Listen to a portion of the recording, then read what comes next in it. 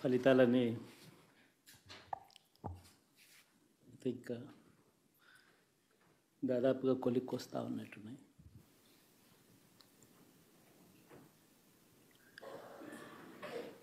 చూసిన ఫలితాలు జరిగిన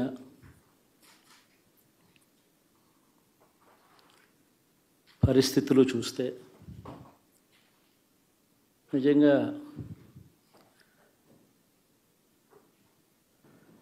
ఆశ్చర్యంగా కూడా ఉన్నాయి.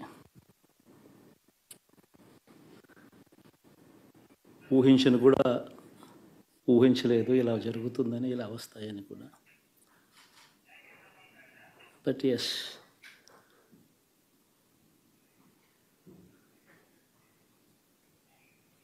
అమ్మఒడి అందుకున్న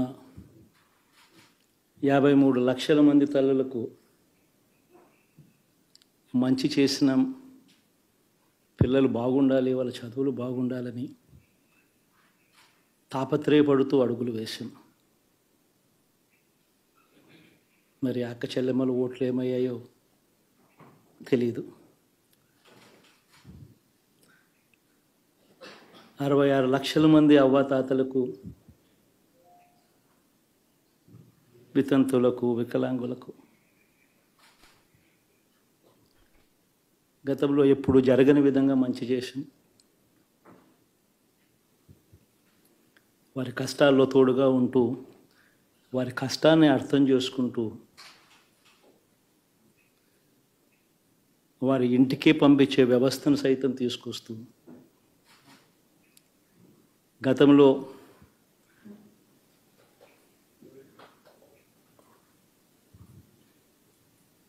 మా ప్రభుత్వం అధికారంలోకి రాకమునుపు ఇస్తూ ఉన్న చాలని పెన్షన్ నుంచి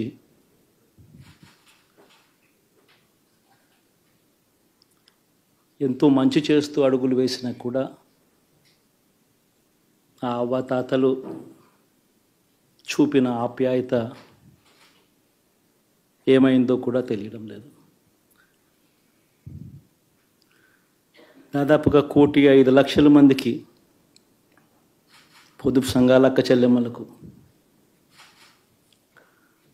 మంచి జరిగిస్తూ, వారి కష్టాలనే మా కష్టాలుగా భావిస్తూ, ఇచ్చిన ఏ మాట తప్పకుండా అన్ని రకాలుగా వాళ్ళకు అండగా ఉంటూ,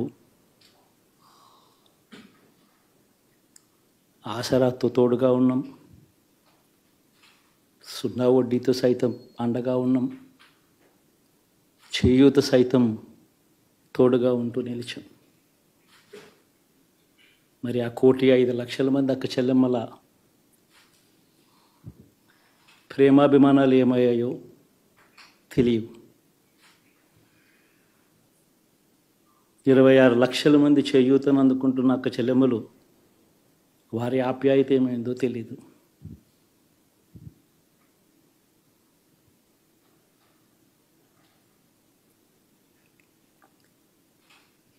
పిల్లల చదువుల కోసం ఏ తల్లి ఏ తండ్రి ఇబ్బంది పడకూడదు అని మొట్టమొదటిసారిగా పూర్తి ఫీజులు ఇస్తూ తీసుకొచ్చి అందగా నిలిచాం.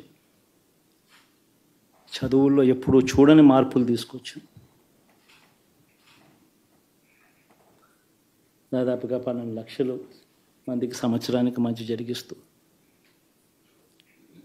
ఆ పిల్లలు, ఆ తల్లుల అభిమానం ఏమైందో కూడా తెలియదు.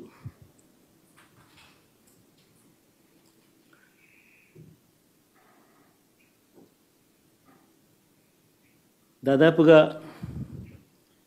54 లక్షల మంది రైతన్నలకు గతంలో ఎప్పుడూ చూడని విధంగా, జరగని విధంగా పెట్టుబడికి సహాయంగా అందించే కార్యక్రమం మొట్టమొదటిగా జరిగింది మన ప్రభుత్వం వచ్చాకే.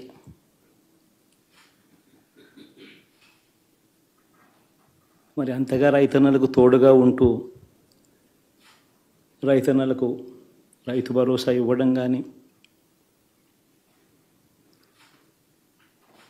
సమయానికే వారికి ఇన్పుట్ సబ్సిడీ ఎప్పుడు జరగని విధంగా సీజన్ ముగిసేలోగానే ఇచ్చే కార్యక్రమం కానీ, ఉచిత ఇన్సూరెన్స్ కానీ, పగటిపూట 9 గంటలు ఇచ్చే కార్యక్రమం కానీ, ఉచిత విద్యుత్ ఇచ్చే కార్యక్రమం కానీ, మరి ఆ 1,00,00,000 మంది రైతన్నల ప్రేమ ఏమైందో తెలియదు.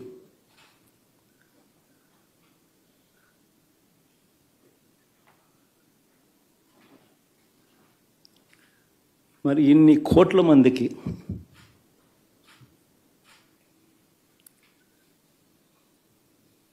పేదవాడికి తోడుగా ఉంటూ ఆటో డ్రైవర్లు నడుపుకుంటా ఉన్న వాళ్ళు ఆటోలు తోలుకుంటూ టాక్సీలు తోలుకుంటూ ఇబ్బంది పడకూడదని వారికి అండగా ఉంటూ ఓ వాహనమిత్ర, నేతన్నలకు అండగా ఉంటూ ఓ నేతన్న నేస్తం, మత్స్యకారులకు తోడుగా ఉంటూ మత్స్యకార భరోసా, ఫుట్పాత్ మీద చిన్న చిన్న ఇడ్లీ షాపులు పెట్టుకొని నడుపుకుంటూ, చిన్న చిన్న బంకులు పెట్టుకొని నడుపుకుంటూ,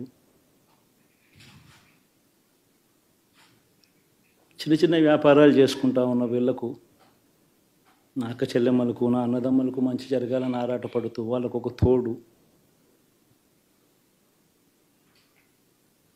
నా రజకులకు, నా నాయి బ్రాహ్మణులకు, నా టైలర్లకు అని అండగా ఉంటూ వారికి ఒక చేదోడు.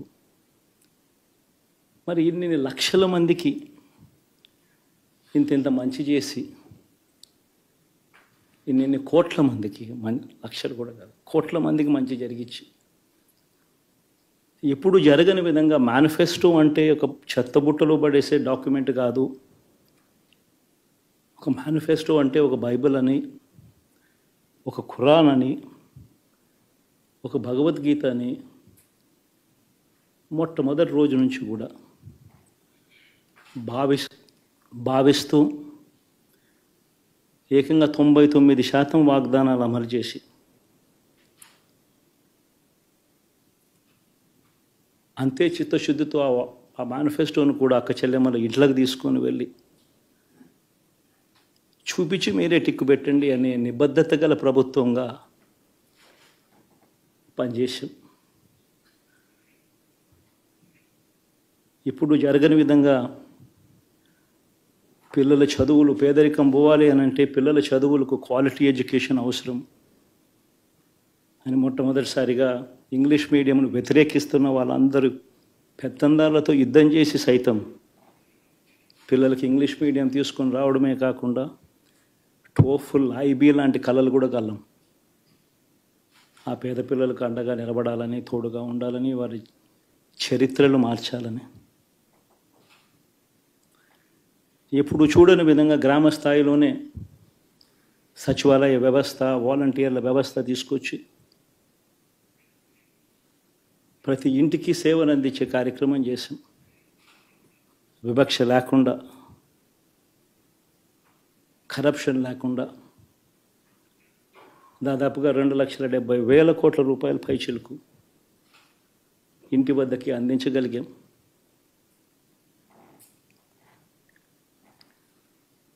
ఇప్పుడు చూడని మార్పులు తీసుకురావడమే కాకుండా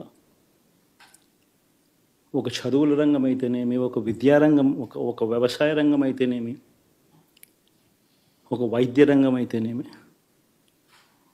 ఏ పేదవాడు ఎప్పుడూ ఇబ్బంది పడకూడదు అని ఎప్పుడు ఊహించని విధంగా మార్పులు తీసుకొస్తూ పేదవాడికి అండగా నిలబడగలిగాం.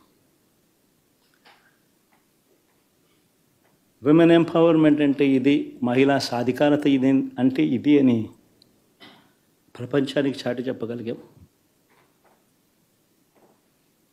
సోషల్ జస్టిస్ అంటే, సామాజిక న్యాయం అంటే ఇది అని ప్రపంచానికి చూపించగలిగాం. మరి ఇన్ని గొప్ప మార్పులు చేసిన తర్వాత, ఇన్ని కోట్ల మందికి మంచి జరిగిన తర్వాత మరి అభిమానం ఏమైందో, ఆప్యాయత ఏమైందో తెలియదు.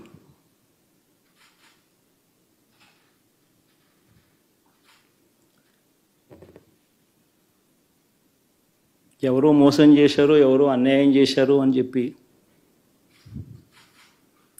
అనొచ్చు, కానీ ఆధారాలు లేవు.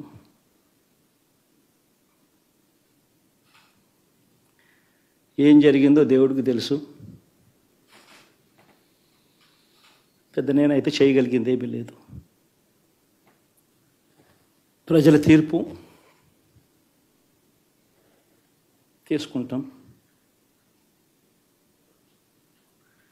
కానీ మంచి చేయడానికి మాత్రం ప్రజలకు తోడుగా ఖచ్చితంగా ఉంటాం.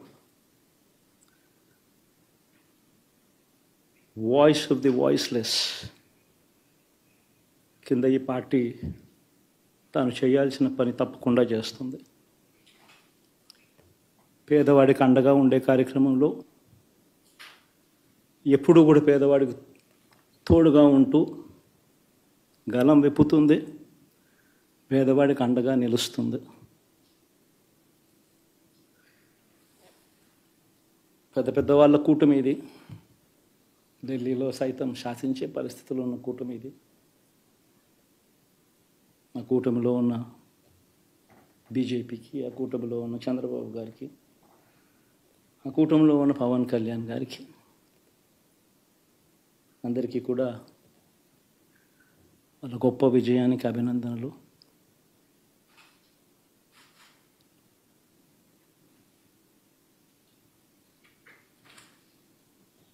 ఓడిపోయినా కూడా నా ప్రతి కష్టంలో కూడా తోడుగా అండగా నిలబడిన నా ప్రతి నాయకుడికి, ప్రతి కార్యకర్తకు, ప్రతి వాలంటీర్కు, ప్రతి ఇంట్లో నుంచి వచ్చిన ప్రతి స్టార్ క్యాంపెయినర్గా నాకు తోడుగా నిలబడిన నా అక్క చెల్లెమ్మలకు, అన్నదమ్ములకు, మీ అందరికీ మనస్ఫూర్తిగా మీ అందరికీ కూడా కృతజ్ఞతలు తెలియజేస్తా ఉన్నాను. ఏం జరిగిందో తెలియదు, కానీ ఏమి చేసినా, ఎంత చేసినా ఇంకా 40% ఓటు బ్యాంకు మాత్రం తగ్గించలేకపోయారు. ఖచ్చితంగా మళ్ళీ ఇక్కడి నుంచి లేస్తాం.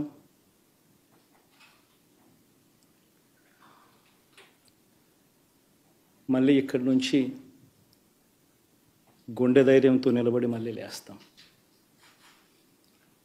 ప్రతిపక్షంలో ఉండడం కొత్త కాదు, పోరాటాలు చేయడం అంతకన్నా కొత్త కాదు. నా రాజకీయ జీవితం అంతా కూడా ప్రతిపక్షంలోనే గడిపా, ఈ 5 సంవత్సరాలు తప్ప. పోరాటాలే చేశా. రాజకీయ జీవితంలో ఎవడు చూడని కష్టాలు కూడా అనుభవించా.